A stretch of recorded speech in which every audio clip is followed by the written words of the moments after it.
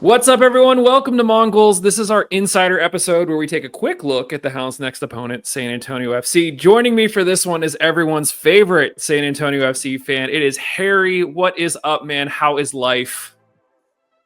Life is good. We got a win, which we couldn't say a lot last year. Missing the playoffs.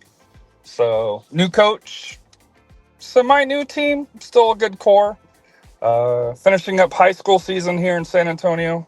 So, lots of soccer to go around. Yeah, great. You mentioned already that you guys didn't make the playoffs last year. I'm just curious. You guys won it all a few years ago, which is not something that the Hounds could say. It was just 2022, and then you guys failed to make the playoffs last year. Why do you think there was such a turnaround from winning it all to not making the playoffs over like 2 seasons? So, I think if you go back, 2022, everything went perfect. And in order to win a title and especially have one of the most successful seasons in USL history, everything went right. They had a good core. 2023, if you remember, San Antonio FC got off to a good start, but the second half of the year, and especially the last quarter of the year, they dropped, and I think teams started figuring out Coach Marcina. 2024, they brought in a new technical director, Marco Ferruzzi, who comes from FC Dallas, has a little bit different philosophy. Coach Marcina, and you just could kind of tell from the start that they tried to change to kind of a hybrid version of it, where they wanted to pass a little bit more instead of being super direct and super pressing. And I just think last year was just a mixture of two different identities, and if you've got two different identities, it doesn't work.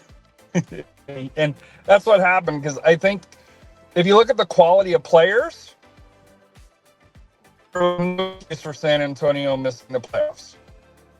But, when you have, and there's just rumors, but when you have kind of a locker room that's not settled, I guess you could say, in a way, between coaching staff, players, and players, I think it just, everything that could go wrong last year went wrong, and this goes for both on the pitch as well as off the pitch. SAFC made a lot of unforced errors with the supporters groups, with the fans in the stadiums, with season ticket members. So everything just kind of came to head at the end of the year, and for that here. So, but we're turning the page, looking towards the future. It's a new season. I was just going to say, it's a new season. You guys got a big 1-0 win over Monterey Bay on opening day. It could have easily been 3-0. You guys looked pretty good. How are you feeling about this team after the offseason? And now you got, your first win under your belt. It's very, very early, so take it with a grain of salt. But just the entire atmosphere around this year, from, SAFC invested over $1 million in stadium upgrades, a new video board, new railings that go around, which we're starting to show some age with rust and stuff. A new pitch. They redid the locker room, so SAFC invested a lot in the infrastructure. Brought in a new coach, Coach Lamosa, who coached under Gio Severity of the Cosmos and Timbers, most commonly. He's 55, and this is his first year as a head coach, because he's been the assistant with Gio for many, many years. And to us, I've seen him 3 times. We went down and got to see him when they played Corpus Christi of USL League 2. We got to see him when they played El Paso in a friendly for season ticket members, and then of course week 1 against Monterey Bay. Still a work in progress. I don't think anybody, would say, hey, we're top 4 yet. But I do think that on paper, barring injuries, and if the goalkeeping position holds strong, that's, Richard Sanchez doesn't exactly have the history of being the greatest goalkeeper in USL, but we'll see with the back line that he has, if that makes a difference. But to me, like I said here, As a SAFC fan, you have to be excited. Just like I said here, just the atmosphere. On opening night, I think they said it, what 81, almost 82 fans showed up. They're celebrating year 10 of San Antonio FC. So to me, like I said here, I know it's one game, but compared to last year, a lot of positives. What would you say are this team's strengths besides having some epic mustaches? Mustaches are key. I think the midfield is relatively strong. Like I said here, with Jorge Hernandez, Nicky Hernandez, and Soto through there, and then of course, to me, I guess it would be kind of that spine where you got Agudelo up top, you got Jorge behind him, Hernandez, Nicky and Soto as far as midfield, and then the center back pairing of Alex Canali and Mitchell Tainer. Like I said, that core up the middle is going to be extremely hard to break down through there. And then, of course, to me, like I said here out on the wingers, Pacheco coming in from Tulsa, he got the goal. He's looked really, really good.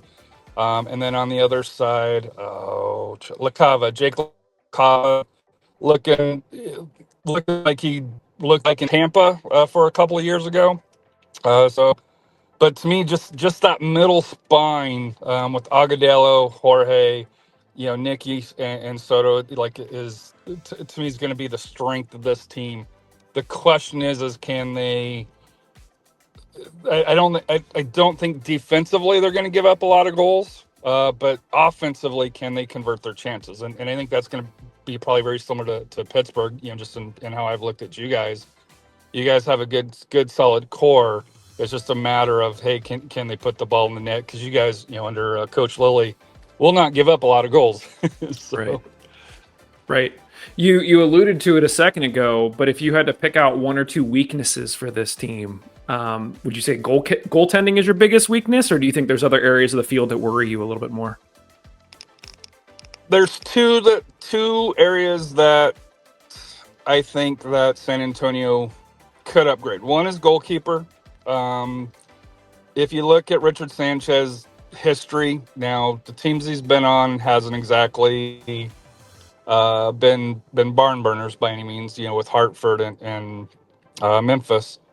To me, I think that is one of the weaknesses as far as when you're looking at the caliber of players. And then the other one I wonder is, just that, Agudelo spot up front. Agudelo is great, a great player, U.S. men's national team. A little bit long in the teeth as far as when it comes to his age, not the quickest to me. So, like I said, the upfront striker, the number 9, I think are the two weak parts of SAFC that I know on our show that those are the two areas that we've really identified to where if there is going to be some improvements throughout the year, those are the two positions that I could see SAFC doing. The goalkeeper, I think SAFC has their goalkeeper of the future already signed, Joey Batroni. He's graduating from the University of Virginia, but he won't arrive until June. So, but I do think that maybe not this year, but I do think SAFC does vision him to be the future starter. Just because he's been a starting goalkeeper, for in the ACC, which is as you guys know, because you guys sign a lot of college kids, into professional contracts, is one of the top leagues in the United States for college soccer. Yeah. Interesting. Your last game was a windy affair. How much did it play a factor in the game, and should we expect something similar on Saturday? Surprisingly, yes. Wind is usually not a factor, but they are expecting, looking at the weather now, of course, weather can change in a couple of days, but yes, they are forecasting high winds again for this weekend at Toyota Field.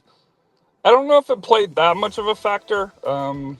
San Antonio doesn't play as direct as they did before, so they pass up more on the ground. I think if you saw their passes, there were 400 passes with 80% completion rate, which historically under Coach Marcina, if they had 250 and 70%, that was a good game.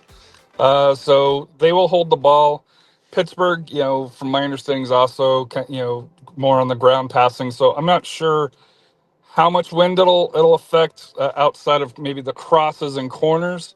I think there were a couple of those that kind of got misdirected, but to be honest with you, with Toyota Field, it's kind of enclosed, so the wind uh, won't have as huge effect for it, but it was noticeable, on Saturday, and I think they're expecting, at least according to weather.com, expecting maybe a little bit less wind, but very windy for us. Yeah. Listen, you guys got off to a really good start. Give me your score prediction for this game on Saturday. I'm gonna go 1-0 San Antonio. I don't think, like I said, I don't think either team will. Um, both teams are strong defensively, and I watched the North Carolina game, and both goals that were scored in that game were off just craziness, by both defenses that you won't normally see. So to me, if you have a strong defense, especially early in the year, those tend to kind of outweigh the offensive side while everything still gels. But I've got 1-0 San Antonio. It wouldn't shock me a 1-1 draw, but I don't see a lot of goals, between the two teams. Not saying that can't happen. I just think both teams have that good a defense where the attacking side gets struggle for each team. That makes perfect sense. Harry, you've been a fan of the show for a long time. You're literally everywhere on the internet, sort of recognized as like this diehard USL fan, just talking about every team everywhere. Tell everybody how they can find you online. So on X, if you're still on X, I'm at Ramen Call Soccer, my original account. I think Elon banned it, but that's a whole separate discussion. But Ramen Call Soccer on there. You can also follow the show at SA Soccer Roundtable on YouTube. And also on there. We're also on Blue Sky. I'm back at Ramen Call for that here, and then of course Facebook. We have that as well. But I know I enjoy the Mongols. You guys have been around for a long, long time as well. Yeah. So, but I always enjoy the content. I was looking for my Mongols hat because I was gonna wear that, but then I got sidetracked with the high school soccer games down here, and I didn't put it in the car. Or I would have wore one of my favorite hats, the monk hat. So shout out to you guys for creating that. I know you wear yours pretty much every show for that here. So maybe it's time for a new one. Maybe I'm just trying to push a little idea out. It's been in the back of my mind, so we'll see. If we get a new one, you'll be the first one to get it for sure. Harry, I always appreciate talking to you. Thank you for joining me. I'm gonna let you get back outside of Pittsburgh. Right? Yeah. Go enjoy your son's game. This has been great. Looking forward to the match this weekend, and best of luck to San Antonio after they lose this Saturday. We want nothing best for you guys, but the best for you guys. Thank you, Mike. It was a pleasure talking to you again, and I guess we'll do this next year, maybe, right? For sure.